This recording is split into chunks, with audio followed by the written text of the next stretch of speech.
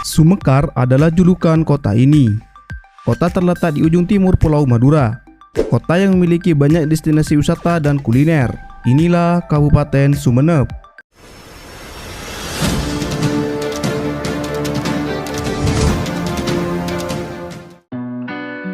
Kabupaten Sumeneb yang dimana penulisan nama Sumeneb jika ditulis dalam bahasa Madura yaitu Songenep, merupakan salah satu kabupaten yang ada di Provinsi Jawa Timur.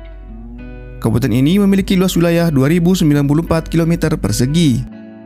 Luas wilayah kabupaten ini jika kita bandingkan dengan sebuah negara, maka luas wilayah kabupaten ini sedikit lebih luas dari negara Mauritius. Kabupaten Sumeneb yang berada di ujung timur Pulau Madura merupakan wilayah yang terdiri dari daratan dan kepulauan. Setidaknya, kabupaten ini tercatat memiliki 126 pulau, dengan 48 pulau berpenghuni dan 78 pulau tidak berpenghuni.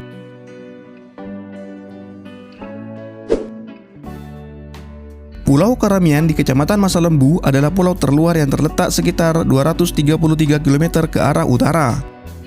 Pulau Sakala sekitar 257 km ke arah timur.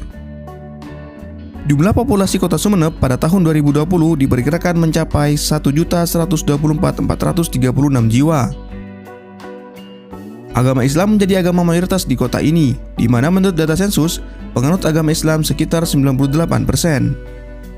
Kristen sekitar 0,33%, Katolik sekitar 0,27%, Buddha sekitar 0,03%, Hindu sekitar 0,01%, dan Konghucu sekitar 0,02%. Bahasa yang digunakan di Kabupaten Sumeneb adalah bahasa Indonesia sebagai bahasa resmi dan bahasa Madura sebagai bahasa sehari-hari. Selain itu, beberapa daerah di Pulau Sepekan dan beberapa pulau kecil di sekitarnya, bahasa yang digunakan adalah bahasa Bajo dan beberapa bahasa daerah yang berasal dari Sulawesi. Untuk Pulau Kangean, bahasa yang digunakan adalah bahasa Madura dialek Kangean.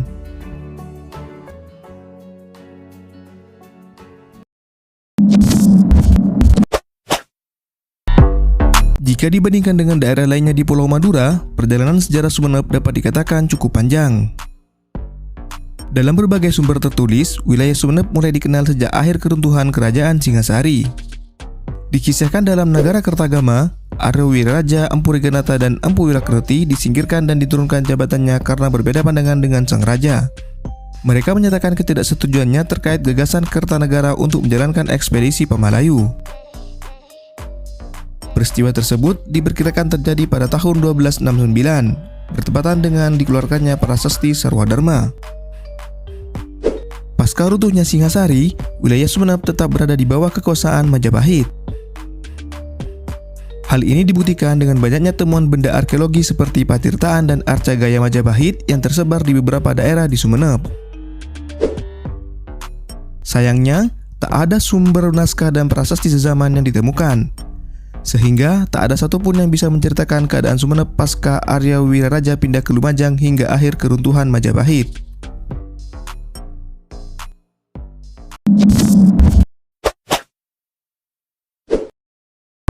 Di bawah kuasa Sultan Agung, Kerajaan Mataram melakukan ekspansi besar-besaran ke wilayah timur Jawa, termasuk Pulau Madura. Meski mendapat perlawanan besar dari penduduk Kerajaan Pamekasan dan Sumeneb, kerajaan-kerajaan di Madura tetap bisa ditaklukkan oleh Mataram pada tahun 1624. Raden Prasena, keturunan Raja Madura Barat yang selamat, ketika dewasa kemudian diangkat sebagai penguasa seluruh Madura dengan gelar Pangeran Cakraningrat. Segala urusan terkait pemerintahan di seluruh wilayah Madura dibebankan kepadanya. Kebijakan tersebut sontak membuat ketidakpuasan bagi keluarga bangsawan di Madura Timur. Selama puluhan tahun, para penguasa di dua wilayah ini selalu terlibat konflik. Pada awal abad ke-18, menjadi awal sejarah terpenting bagi para penguasa di Madura Timur. Usaha untuk melepaskan diri dari hegemoni Jawa dan kekuasaan Cakraningrat akhirnya terwujud. Atas bantuan VOC, wilayah Pamekasan dan Sumeneb dilepaskan dari dominasi kekuasaan Jawa melalui sebuah perjanjian yang dilakukan oleh VOC dan Sunan Mataram pada tahun 1705.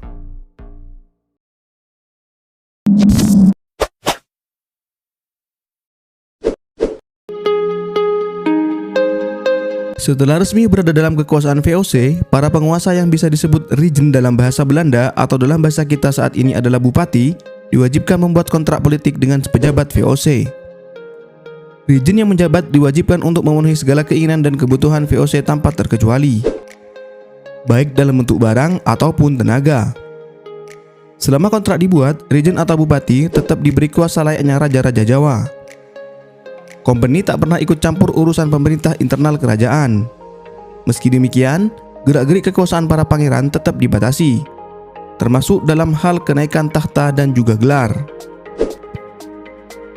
Tahun 1883 merupakan titik awal sejarah baru bagi Sumeneb. Sejak saat itu, Kerajaan Sumeneb resmi dihapuskan. Sebagaimana yang tertuang dalam State Blade nomor 242 tahun 1883, sejak masa itu, Rijen atau Bupati bukan lagi kepala negara dan kepala pemerintahan, melainkan sebagai pegawai pemerintah kolonial. Ia diangkat, digaji dan diberhentikan sebagaimana Bupati Jawa pada umumnya.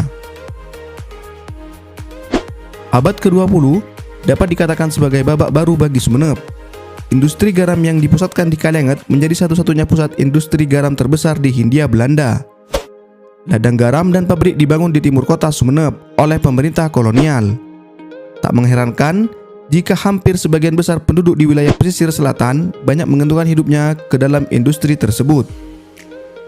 Sedangkan penduduk di daerah utara lebih banyak menggantungkan hidupnya pada perdagangan, transporter, dan nelayan, dan sebagian kecil menggantungkan hidupnya dari pertanian.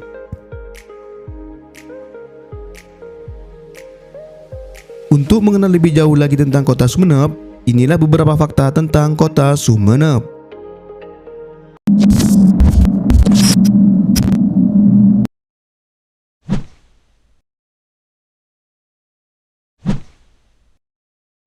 Asal-usul nama kota Sumeneb. Nama Sumeneb setidaknya sudah dikenal sejak era Kerajaan Majapahit. Sebelumnya, wilayah Sumeneb dikenal dengan sebutan Madura ing Wetan atau Madura bagian timur. Menurut ahli bahasa, nama Sumeneb diduga berasal dari bahasa Kawi, yakni Sungenep.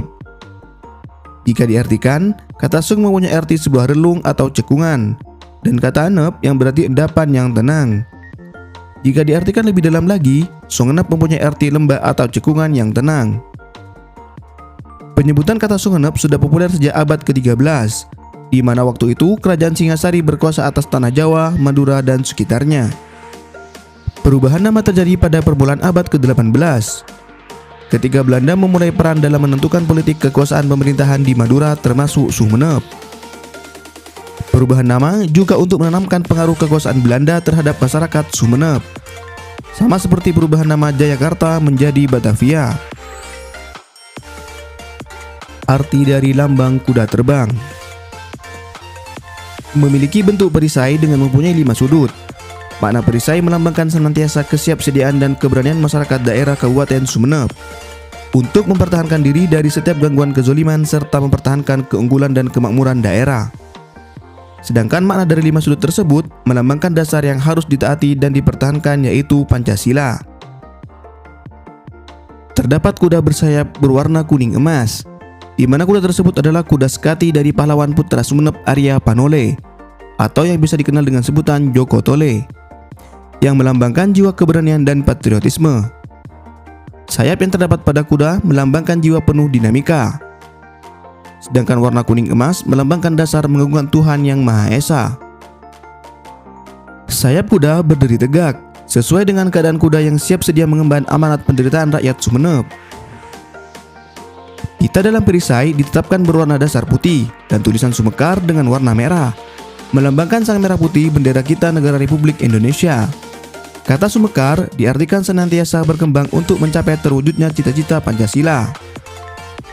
Dasar hijau diartikan sebagai harapan yang akan datang terhadap cita-cita yang diperjuangkan.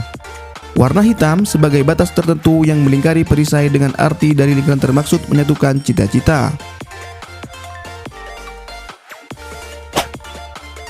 Julukan kota Sumeneb. Kota ini juga memiliki julukan yang khas, yaitu Somekar atau Sumekar, yang dalam bahasa Madura berarti osok mekar atau tunas muda yang mulai mekar. Julukan ini merupakan kiasan dari perjalanan Tumenggung Kanduruan putra Raden Patah yang telah mensiarkan Islam di Sumeneb sejak abad ke-16. penghasil garam terbesar kedua di Indonesia. Pada tahun 2017, Kabupaten Sumeneb menjadi penghasil garam terbesar kedua di Indonesia, di mana Sumeneb mencatat produksi garam sebanyak 126.662 ton. Data produksi garam Sumeneb kalah dari Indramayu, yang menempati urutan pertama dengan hasil produksi garam 167.930 ton. Terdapat pulau dengan kadar oksigen terbaik kedua di dunia. Pulau Gili Iyang merupakan pulau yang memiliki kadar oksigen terbaik kedua di dunia setelah Laut Mati Yordania. Dari pusat kota, sekitar 34,9 km ke arah timur. Bagi wisatawan yang hendak berkunjung ke Pulau Gili Iyang, harus menempuh jalur laut. Dari Kecamatan Tungkek sekitar 30-40 menit menggunakan perahu kayu. Pulau dengan luas 9,15 km persegi ini didiami oleh 7.823 jiwa yang menghuni dua desa, yakni Desa Bancamara dan Banraas. Selain wisata kesehatan, Gili Iyang juga memiliki dua wisata eksotis lainnya, yakni Batu Cangga dan Pantai Ropet. Ayam bekisar menjadi maskot Kabupaten Sumeneb. Ayam bekisar yang berasal dari Pulau Kangean menjadi fauna identitas Kabupaten Sumeneb. Fauna ini tidak hanya menjadi identitas Kabupaten Sumeneb, namun juga menjadi identitas Provinsi Jawa Timur. Ayam bekisar adalah hasil perkawinan silang ayam hutan hijau jantan dan ayam buras betina. Ayam bekisar memiliki ukuran lebih kecil dibandingkan ukuran ayam kampung jantan. Ayam bekisar juga memiliki suara yang halus dan khas. Itulah sedikit ulasan tentang fakta dan sejarah Kabupaten Sumeneb, kota kecil yang terletak di ujung timur Pulau Madura.